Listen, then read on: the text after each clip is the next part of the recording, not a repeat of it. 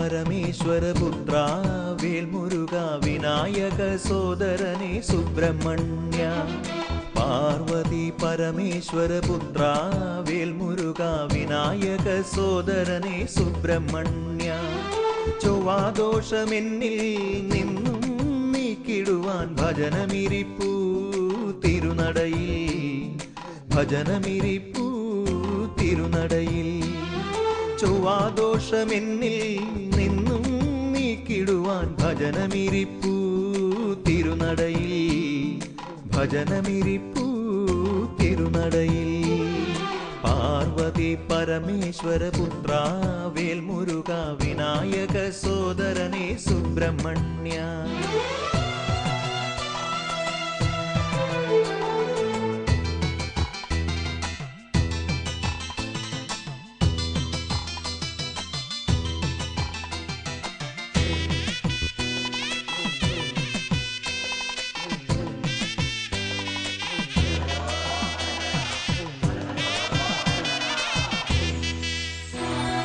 മയിൽവാഹനനാമാണ്ടവനെ പഴനിവാസാഗ്രഹപ്പിഴ നീക്കിടു.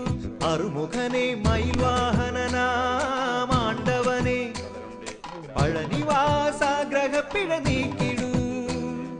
കാവടിയാടിടുവാൻ വ്രതം ഞാൻ നോറ്റിടുന്നേ അനുഗ്രഹിക്കൂ കോടന്നൂർ സുബ്രഹ്മണ്യ.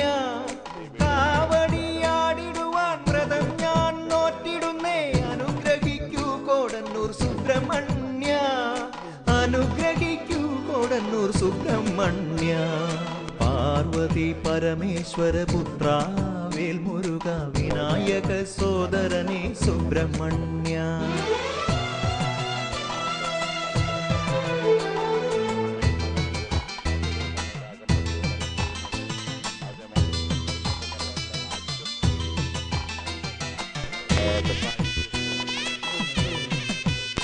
എഴുന്നള്ളുന്ന അവിടെ പൂജകളൊക്കെ നടത്തുന്ന മണ്ണൂർ ക്ഷേത്രത്തിലെ പൂജാരിയായിരിക്കും.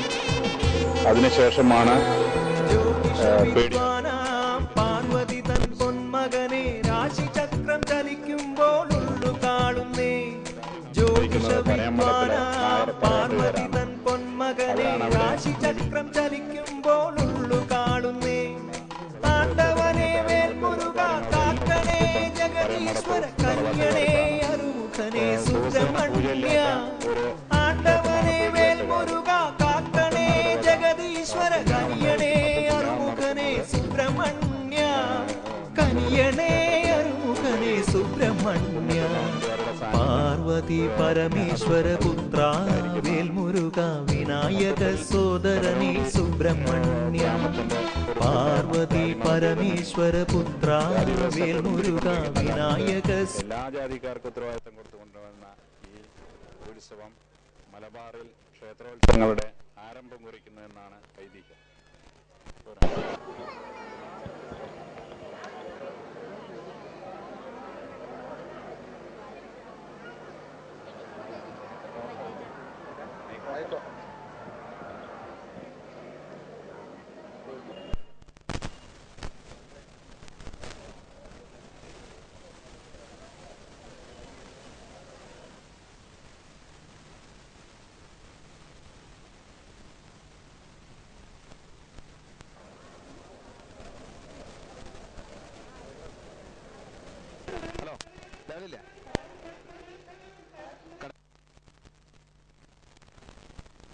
ബന്ധപ്പെട്ടുകൊണ്ട് ഒരിക്കലും ഒഴിച്ചുകൂടാൻ പറ്റാത്ത ഒരു സംഭവമാണ് പടകളിത്തല്ല്. തല്ല് ഈ പടകളിത്തല്ലും തയ്യാറായിട്ട് സുന്ദരേട്ടനും ടീം ഇവിടെ നിലനിൽക്കുന്നുണ്ട്.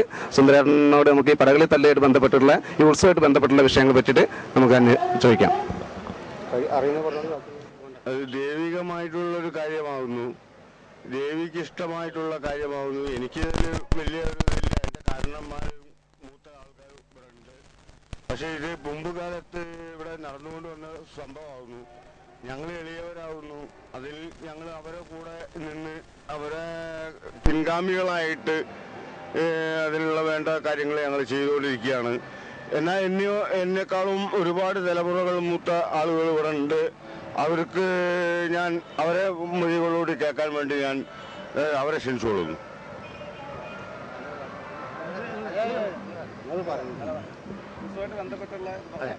ഇവിടെ വലിയ വളരെ ആഘോഷമായിട്ട് നടന്ന ഒരു സംഗതി. അതായത് ഞങ്ങൾ ചെറുപ്പം മുതൽക്ക് ഇവിടെ വളരെ സ്ഥാപനം നടന്നതാണ്. അതുകൊണ്ട് എല്ലാ വിവരവും നമ്മൾ സഹായിക്കണം. അല്ലാതെ എന്നും അത് ഇതിൻ്റെ എല്ലാ കാര്യങ്ങളും ചെയ്ത് കഴിയുന്നതാണ്.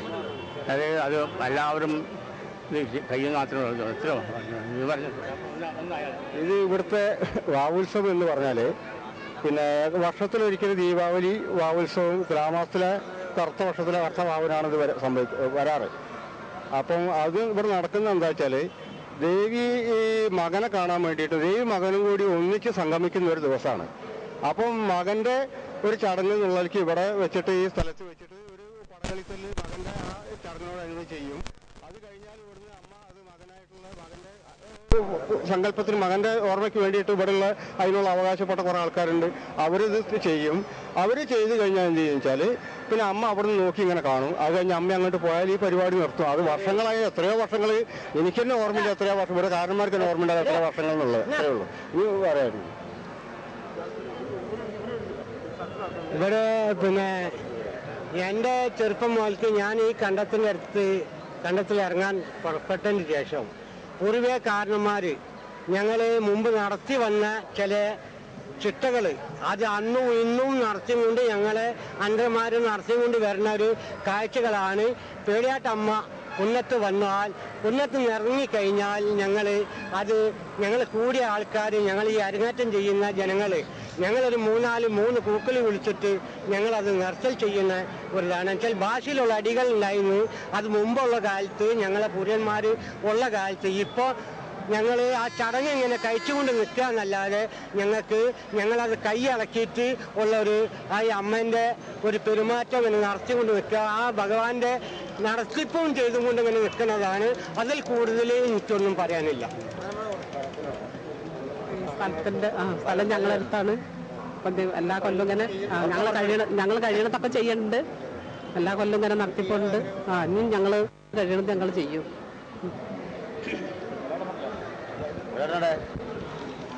പിന്നെ ദേവീൻ്റെ മകനായിട്ടാണ് കാണുന്നത് ജാതവനെ.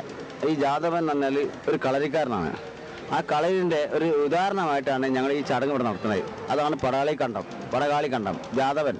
അയാൾ അത്യാവശ്യം എല്ലാം അറിയുന്ന ഒരാളാണ്. അപ്പോൾ അമ്പാളി ശ്രീനിവാസൻ എന്ന ആൾ ഈ ഭൂമി ഞങ്ങൾക്ക് വേണ്ടി ദാനം ചെയ്തു തന്നാണ്. അപ്പോൾ ഞങ്ങളുടെ സൗകര്യത്തിന് ഓരോ ഇവിടെ തരുന്നതുകൊണ്ട് ഞങ്ങൾ ആ ചടങ്ങ് നടന്നുകൊണ്ടിരിക്കുകയാണ്. അതുകൊണ്ട് എല്ലാ കൊല്ലവും ഈ സങ്കല്പം ഈ ദേവി ഇവർക്കും ഉണ്ടാകട്ടെ എന്നുള്ളൊരു സങ്കല്പം ഉണ്ടായിരുന്നു എല്ലാവർക്കും. ഇത്രയേ ഉള്ളൂ. കൂടി പറയാം.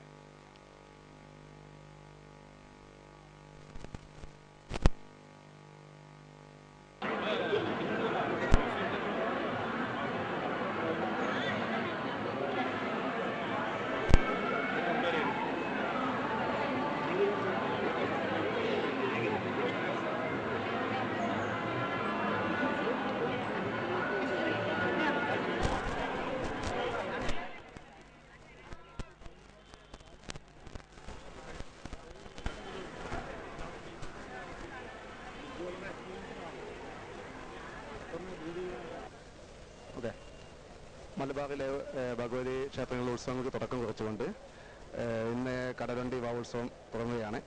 ഭഗവതി നീരാട്ട് കഴിഞ്ഞ് ആദ്യമായി എത്തിപ്പെടുന്ന സ്ഥലം കുന്നത്ത് തറവാടാണ്. കുന്നത്ത് തറവാടുമായിട്ടുള്ള ഈ ക്ഷേത്രോത്സവത്തിൻ്റെ ഭാഗമായിട്ടുള്ള ബന്ധങ്ങൾ എന്തെങ്കിലുമെ പറ്റി നമുക്ക് തറവാട്ടുകാരന്മാരുമായിട്ട് നമുക്ക് ബന്ധപ്പെടാം. കടൽ മാർഗം ഉപാസിച്ചു കൊണ്ടുവന്ന ദേവീ ചൈതന്യം ആദ്യമായി കുടിയിരുത്തിയത് ഈ കുന്നത്ത് തറവാട്ടിലെ മച്ചിലാണ്. ദേവന്റെ ദേവിയുടെയും മൂലസ്ഥാനമാണ് കുന്നത്ത് തറവാട്. അപ്പോൾ അതിൻ്റെ സ്മരണ പുതുക്കാനായിരിക്കണം അറബിക്കടലിന് സമീപത്തുള്ള വാക്കടവിൽ നീരാട്ട് കഴിഞ്ഞ് ദേവിയും മകൻ ജാതകനും ആദ്യമായിട്ട് എഴുന്ന